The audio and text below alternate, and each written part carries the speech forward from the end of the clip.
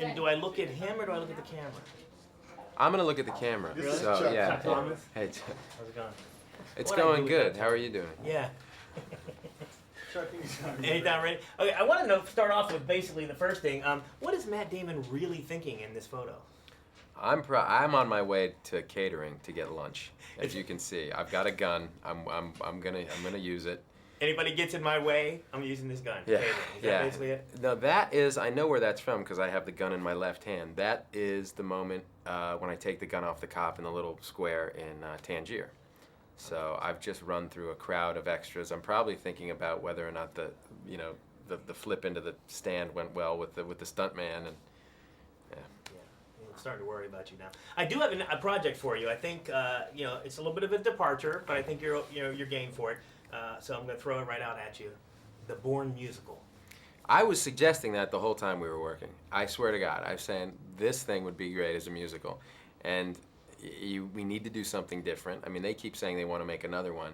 I'm saying we've kind of rounded it out beautifully with this trilogy. You can't search for his identity anymore. He gets all the answers. Where else is there to go except for porn?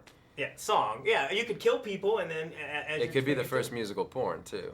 Action movie. That musical porn. Yeah, I would watch. I'd pay to see that. I think so. Now, when I first spoke to you for the first movie, you were just going on about how you couldn't believe that you actually got to play Jason Bourne. Yeah. And now you kind of are Jason Bourne. I mean. Yeah, it's weird. I mean, I never would have thought of myself for this role, and it's Doug Liman, the director, gave it to me, and it changed my life totally. It really changed my whole career, definitely. I mean, it enabled me to do all these movies that I wanted to do.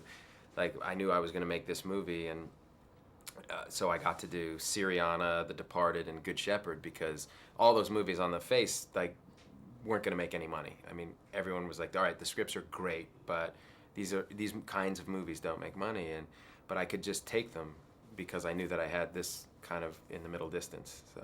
Do you, since you remember exactly what you were thinking, do you remember, can you speak any of the languages you spoke in this film? Oh, no. No, God, no. Not even close. You just.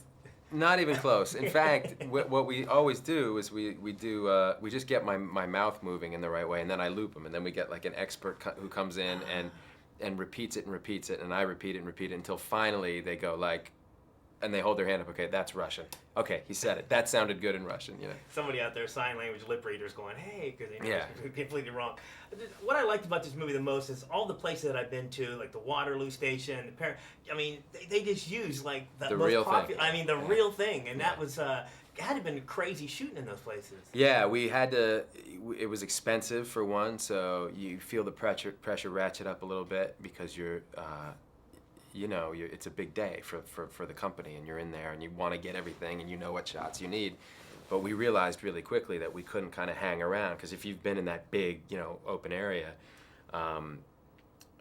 once you start hanging out in there, there's an incredible amount of traffic. I mean, it's such a huge train station. It'd be like shooting in Grand Central. It's even bigger than Grand Central. So if we hung around down there too much, suddenly there would be a crowd of 1,000 people standing around. So we figured out a way to get out, for me to clear out, for them to clear the cameras out, and then we'd figure out what we were doing. And then we would all go at once, like boom, with the camera and me, and roll right away and do it before people. Because most of the people in those scenes, we probably had a couple hundred extras but then there are a lot of crowd people. You can't control that area, so it's like people going to catch their trains who can look into the camera or who look at me. I mean, some people were taking pictures of me on their cell phones, and it's like, oh, that shot's dead. That Tangier fight is probably the greatest movie fight in history. Oh, cool, man. Thanks a lot. We worked hard on that one, so I'm glad you liked it. Very impressive. All right, Chuck. Thank you very much. Thanks, man.